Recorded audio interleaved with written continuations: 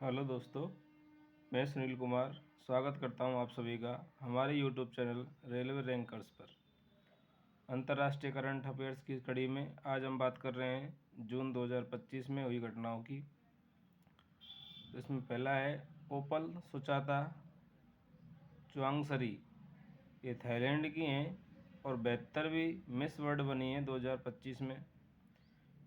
इस का जो आयोजन हुआ था फाइनल, वो हैदराबाद में हुआ था और 72 साल बाद हुआ था। इससे पहले 1996 में ही बेंगलोर में भी हुआ था। इनके लिए जो ताज पहनाया था क्रिस्टीना प्लिस्कोवा। सुचाता को जो ताज पहनाने वाली थी वो क्रिस्टीना प्लिस्कोवा थी, जो 2023 की विश्व सुंदरी थी और इनका संबंध था चेक गणराज्य से। इसमें भारत की जो नंदिनी गुप्ता थी, उन्होंने भी भाग लिया था और वो टॉप 20 तक पहुंची थी और टॉप 8 से बाहर हो गई थी। इसमें जो अभिनेता थे सोनू सूद को राणा दग्गुवाती ने मिस वर्ल्ड ह्यूमैनिटेरियन अवार्ड से सम्मानित किया गया था। हम बात करते हैं सतत विकास रिपोर्ट की, सस्टेनेबल डेवलपमेंट रिपोर्ट। इसमें जो सस्टेनेबल डेवलपमेंट में जो 17 लक्ष्य हैं, उन लक्ष्यों की पूर्ति के आधार पर रिपोर्ट निकाली जाती है और इसको जारी करने वाली संस्था है संयुक्त राष्ट्र सतत विकास समाधान network, United national sustainable development solution network. इसके द्वारा ये रिपोर्ट निकाली जाती है। इसमें जो स्कोर होता है वो 0 से 100 तक होता है। इसमें जो शीर्ष स्थान प्राप्त किया है वो फिनलैंड ने किया है, 87.02 स्कोर है। दूसरा है स्वीडन, 85.74 स्कोर है। यदि हम भारत की स्थिति की बात करें तो भारत की जो इसमें रैंक है वो 99 है और इसको जो स्कोर प्राप्त हुआ है वो 66.95 स्कोर प्राप्त हुआ है। 2024 की तुलना करें तो 2024 में जो हमारी रैंक थी वो 109 थी, इसलिए अब इसमें 10 का इजाफा हुआ है। पड़ोसी देशों की बात करें तो जो चीन है वो 49 rank, Bhutan 74 rank, Nepal 85 rank और श्रीलंका 93 रैंक इसमें प्राप्त किया है। दूसरा सूचकांक है वैश्विक ऊर्जा संक्रमण सूचकांक 2025। इसको जो जारी करने वाली संस्था है वो विश्व आर्थिक मंच के द्वारा इसको जारी किया जाता है। इसमें जो शीर्ष स्थान है वो स्वीडन का है और अंतिम जो स्थान है वो कांगो रिपब्लिक का है। इसमें 118 देशों की सूची जारी की गई थी, जिसमें अंतिम स्थान कांगो रिपब्लिक को प्राप्त हुआ है। भारत की बात करें तो भारत इसमें 71वां स्थान प्राप्त किया है और भारत को ऊर्जा संक्रमण सूचकांक में जो स्कोर प्राप्त हुआ है वो 53.3 स्कोर प्राप्त हुआ है। पिछले वर्ष की बात करें तो हमारी यहाँ 63वीं रैंक थी, इसलिए इस बार गिरावट दर्ज की गई है। अगला है वैश्विक शांति सूचकांक, ग्लोबल पीस इंडेक्स GPI कहते हैं इसको जो जारी करने वाली संस्था है Institute for Economics and Peace. ये एक संस्था है जो इसको जारी करती है। इसमें जो शीर्ष स्थान प्राप्त हुआ है शांति में आइसलैंड को प्राप्त हुआ है। भारत का जो इसमें स्कोर है वो 115 है 163 देशों में, और स्कोर की बात करें वो 2.229 स्कोर है और 115वीं रैंक प्राप्त की है भारत ने। इसमें 23 संकेतकों को आधार माना जाता है, जिसके 3 क्षेत्र होते हैं कि किसी देश में यदि शांति मापनी है तो इसमें 3 क्षेत्रों को मापा जाएगा। सामाजिक सुरक्षा और संरक्षा कैसी है, घरेलू और अंतर्राष्ट्रीय संघर्ष कितना है, सैन्यकरण की डिग्री क्या है। ये आधार इसमें 3 क्षेत्र इसमें मुख्यतः लिए जाते हैं और 23 संकेतकों को आधार बनाया जाता है। यदि हम पूरे विश्व की बात करें तो पूरे विश्व में 0.36% की गिरावट दर्ज की गई है, क्योंकि आसपास सीमा विवाद अधिक चल रहा है। बात करते हैं परमाणु हथियार सिपरी की रिपोर्ट के अनुसार। सिपरी क्या है, Stockholm International Peace Research institute.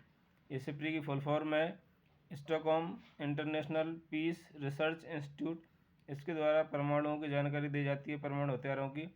तो इसमें अमेरिका के पास 3700, रूस 4309, चीन के पास 600 और भारत की बात करें तो 180 परमाणु हथियार हैं। अन्य फैक्टों की बात करें तो एक देश है निकारागुआ, ये WTO का 101वां सदस्य देश बना है और जो मत्स्य पालन सब्सिडी पर समझौता करने पर हस्ताक्षर इसने किए हैं। जो मत्स्य पालन करते हैं उनके लिए सब्सिडी पर समझौता करने वाला ये देश बना है निकारागुआ। WTO का 101वां सदस्य ऐसा बना है जो इस सब्सिडी पर हस्ताक्षर किया है। बांग्लादेश की जो करेंसी है वो टका। इस पर पहले शेख मुजीबुर रहमान की तस्वीर थी, जो कि बांग्लादेश के संस्थापक थे और बांग्लादेश को आज़ाद कराने के अग्रणी नेता थे। लेकिन अभी इसकी जो तस्वीर है उसको हटा दिया गया है और ये बोला गया है कि इस करेंसी पर किसी भी व्यक्ति की तस्वीर ना होकर के ऐतिहासिक वस्तुओं की और प्रकृति के चित्र होंगे। यहाँ के जो PM बनाए थे मोहम्मद यूनिस, जो कि अंतरिम सरकार के बनाए गए थे। बात करें भारत को 2025 से 2028 तक अंतर्राष्ट्रीय प्रशासनिक विज्ञान संस्थान, जिसे कहते हैं हम IIAS, इसकी अध्यक्षता मिली है। तो पूछा जा सकता है अंतर्राष्ट्रीय प्रशासनिक विज्ञान संस्थान की अध्यक्षता किसको मिली है? भारत को 2025 से लेकर 2028 तक। अब बात करते हैं IIAS है क्या है। इसकी स्थापना 1930 में ब्रुसेल्स, जो कि बेल्जियम है, बेल्जियम की राजधानी ब्रुसेल्स है, इसमें 31 सदस्य देश हैं और 1998 में भारत इसका सदस्य देश बना। इसका जो कार्य होता है वो लोक प्रशासन के क्षेत्र में संयुक्त राष्ट्र के साथ मिलकर काम करना इसका मुख्य कार्य होता है। बात करते हैं संयुक्त राष्ट्र महासभा का 79वां सत्र। जब ये 79वां सत्र हुआ था तो इसमें Latvia, Bahrain, Colombia, Liberia, Congo लोकतांत्रिक गणराज्य, इन 5 देशों को गैर स्थायी सदस्य चुना गया है इस सभा में। और जबकि लाटविया एक ऐसा पहला देश है जिसको पहली बार सुरक्षा परिषद में सदस्यता हासिल की है। इसमें कुल 10 सदस्य 15 होते हैं, जिसमें 5 स्थायी होते हैं और 10 अस्थायी होते हैं। स्थायी सदस्यों की बात करें तो अमेरिका, रूस, चीन, फ्रांस, ब्रिटेन, ये 5 देश हैं जो सुरक्षा परिषद में स्थायी हैं और इनके पास वीटो शक्ति होती है। जबकि 10 जो होते हैं वो अस्थायी होते हैं और प्रत्येक 2 वर्ष के लिए चुने जाते हैं और 2 वर्ष में 5-5 को इनको चुना जाता है। तो इस बार Latvia, Bahrain, Colombia, Liberia, Congo गणराज्य को चुना गया है, जिसमें से लातविया पहली बार चुना गया है। अब हम बात करते हैं PM मोदी की यात्राओं की। तो PM मोदी ने साइप्रस, कनाडा और क्रोएशिया की यात्रा की है 15-16 जून 2025 को। साइप्रस गए थे। साइप्रस के जो राष्ट्रपति थे निकोस क्रिस्टोडोलाइट्स यहाँ के राष्ट्रपति हैं। इन्होंने NSE international exchange, gift city Gujarat और साइप्रस स्टॉक एक्सचेंज के बीच में MOU हुआ है कि ये कंपनियों की सूची आपस में एक दूसरे को आदान प्रदान करेंगे। गिफ्ट सिटी गुजरात का और इस साइप्रस का जो स्टॉक एक्सचेंज है उनके बीच में MOU हुआ है। दूसरा है NPCI, international payment limited, NIPL बोलते हैं, और यूरो बैंक जो साइप्रस की है उनके बीच में UPI आधारित जो भुगतान प्रणाली है उस पर सहमति दर्ज की गई है। यानी कि इस बैंक के साथ में UPI को साझा करके UPI से पेमेंट किया जा सकता है। और यहाँ पर साइप्रस का जो सर्वोच्च सम्मान है जो नरेंद्र मोदी जी को दिया गया है, grand cross of the order of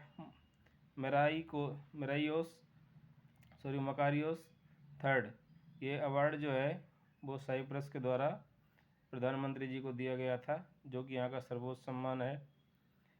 European union की अध्यक्षता करेगा। जब 2026 में यूरोपियन यूनियन की बैठक होगी तो साइप्रस जो है यहाँ पर इसकी अध्यक्षता करेगा। बात करते हैं हम कनाडा की। तो कनाडा की यात्रा पर गए थे। कनाडा में क्योंकि G7 शिखर सम्मेलन था और इसका जो आयोजन किया है G7 शिखर सम्मेलन कनानानास्किस, कनाडा एक शहर है जहाँ पर इसका आयोजन किया गया है। और भारत इसमें गेस्ट नेशन के रूप में, प्रतिनिधियों के रूप में गया था, क्योंकि G7 की बात करें तो G7 का ये 51वां शिखर सम्मेलन था। इसमें जो सदस्य देश हैं वो 7 सदस्य हैं: Germany, France, Japan, Canada, Italy, UK, America और यूरोपियन यूनियन। ये जो हैं इसमें G7 कहलाते हैं।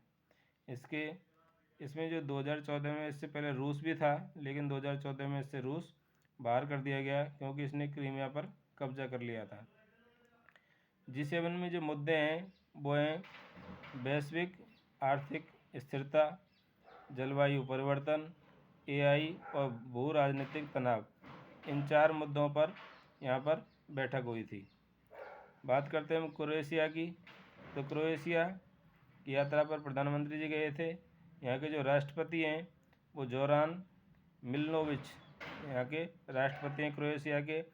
किसी भी भारतीय प्रधानमंत्री की क्रोएशिया में ये पहली यात्रा थी। और यहाँ पर एक MOU हुआ है कि यहाँ की जो जाग्रेब विश्वविद्यालय है वहाँ पर हिंदी संकाय स्थापित किया जाएगा। इसके साथ में आपको पता है इजराइल और ईरान संघर्ष के बारे में। इजराइल ने जो ईरान पर हमला किया था उसका नाम रखा गया था ऑपरेशन राइजिंग लॉयन। जो ईरान ने इजराइल पर हमला किया था उसका नाम रखा गया ऑपरेशन टू प्रॉमिस थर्ड। और इसके साथ में अमेरिका ने ईरान पर जो हमला किया था उसका नाम था ऑपरेशन मिडनाइट हैमर। इसमें B-2 स्प्लिट स्टील्थ जो प्लेन थे उनका इस्तेमाल किया गया था बम वर्षक के रूप में। और यहाँ पर जो बम इस्तेमाल किए गए थे वो GBU-57 को इस्तेमाल किया गया था। ईरान के जो कुछ क्षेत्र हैं फोर्डो, नतांज और इम्फान, ये जो क्षेत्र हैं जो परमाणु क्षेत्र के क्षेत्र थे, यहाँ पर इनको ध्वस्त किया गया था इजराइल और अमेरिका के द्वारा। एक पद्धति है आयरन डोम। ये इजराइल की एयर डिफेंस सिस्टम है जिसको हम आयरन डोम कहते हैं, लेकिन ईरान के हमलों में ये नाकाम हो गया था। तो ये जानकारियाँ आपको कैसी लगी? हमें उम्मीद है कि आपको ये जानकारियाँ पसंद आ रही होंगी। यदि आप लगातार इनका रिवीजन करेंगे तो आपको एग्ज़ाम में अच्छे नंबर मिलेंगे। हमारे चैनल को सब्सक्राइब करें, लाइक करें और अपने साथियों के साथ शेयर करें। धन्यवाद।